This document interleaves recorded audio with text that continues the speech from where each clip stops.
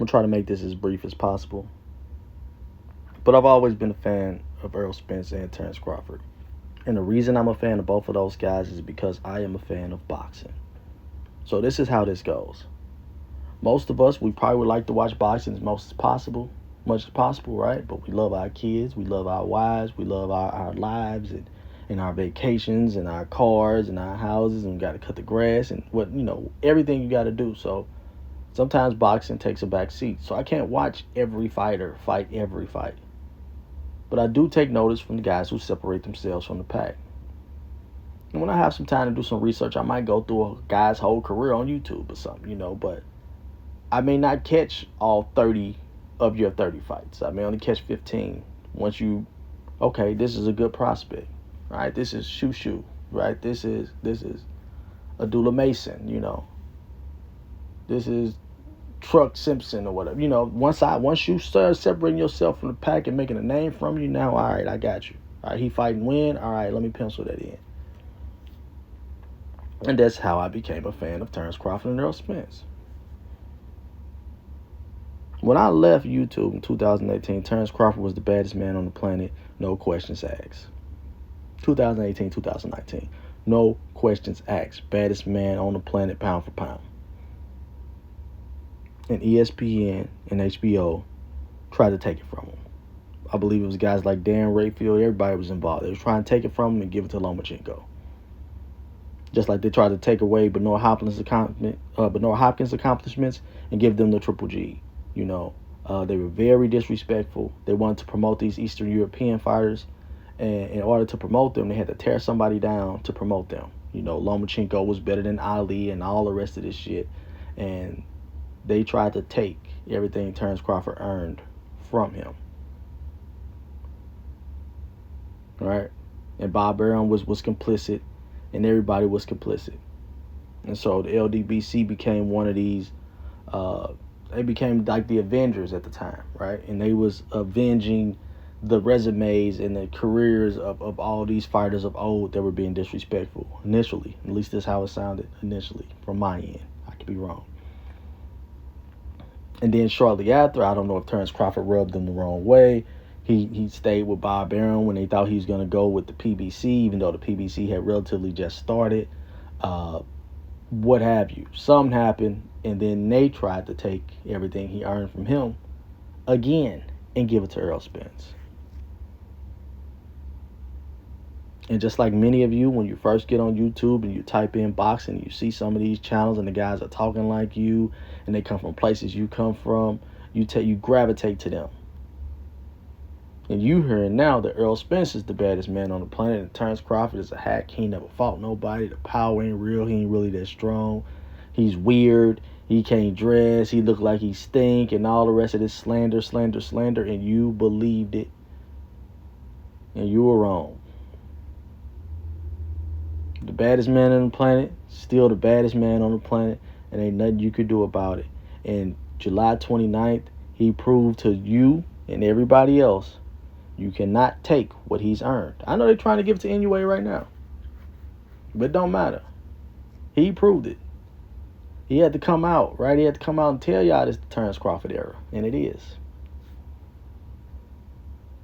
I argued against Errol Spence because a lot of people argued in support of him. And I want to give you an example of what I mean. It wasn't anything malicious. It's just that the truth is the truth. Right? If you over-exaggerate something or you lie, and we just having a normal boxing talk, like, no, I don't think that. Like, no, I don't think that Errol Spence can beat Ray Robinson, or no one from 147 and 154 beats him in the history. Like, these are the things that people were saying. I don't think that the power is real and he just wants to punish people. I think there's a reason why guys are not going to sleep when he hits them. The straight up and down pressure style, that style has never been that successful in boxing. Never. It'll get you a title. Oh, you'll knock off a prospect or two. You'll be the contender. But you go back in history, man, that super pressure, that don't work. That don't work. You will get picked apart. You will walk into a trap. Once you get up there with a fighter with a high IQ, that pressure style, the pressure gets shut off every time. Every time. And don't bust pipes. I've seen Cotto get demolished by Pacquiao. Cotto had a similar style. Get on the inside, go to the body. Didn't work. I mean, we can name countless other people. Margarito had to stuff his gloves in order for it to work. Shane put them paws on him. Brandon Rios was good at it. He was a little slow, but he was good at it. Manny Pacquiao put them paws on him. Danny put them paws on him. Tim Bradley put them paws on him. And that style don't work. Sean Porter got that style, right? Keith Thurman put them paws on him. You know, like that pressure style is good. It'll get you to a certain point, but you need some extras. And fundamentals are not extras. That's a prerequisite. So, we're here now, man. We're here. We know who the baddest man on the planet is. And we did witness a one-sided ass whooping. Errol Spence predicted his own near-death experience. We got a one-sided ass whooping because the baddest man on the planet, pound for pound, had to take back everything they tried to take from him. And Errol Spence was just a casualty of war. He beat the fan back into me.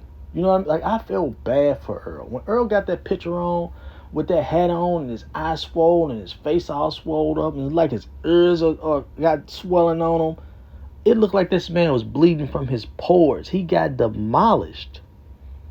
I'm screaming at the TV, throwing the towel. Not because I want Terence Crawford to win. He already won. I knew the fight was over in the second round. You got a guy who ain't never been down getting dropped with a jab. It's over. You know what I mean? It's over. I knew. I already made the videos about Derrick James. Derrick James ain't no good coach. He's Steve Kerr. He's the Steve Kerr of boxing. He had a good stable, and he tricked y'all. Bo Mack out-trained that man any day. Cheetos and all. He tricked y'all.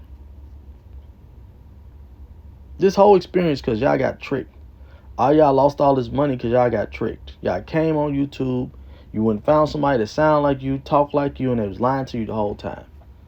Come from the same backgrounds as you, and they was lying for you the whole time because they was trying to take something away from somebody and give it to somebody else who didn't deserve it.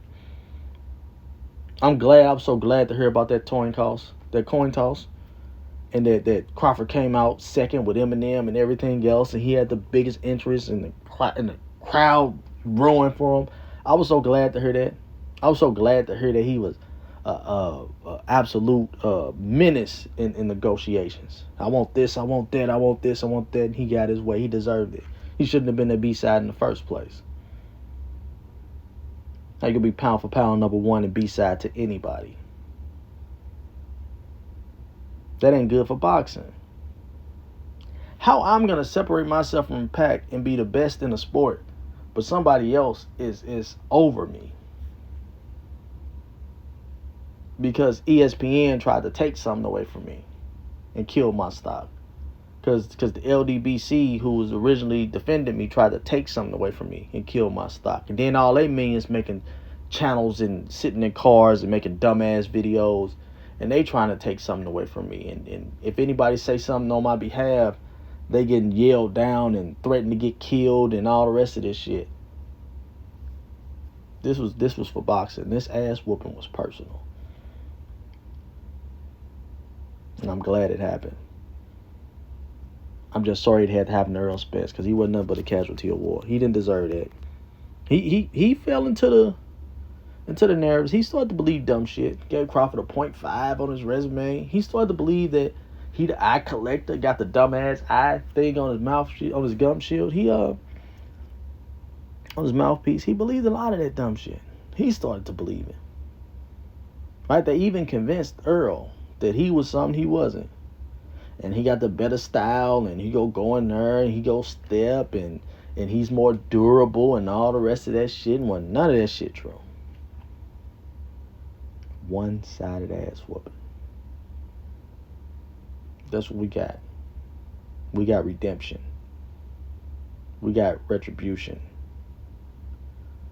We got a guy, again, taking back what was his. You know what I'm saying? It ain't stealing if you take what's yours.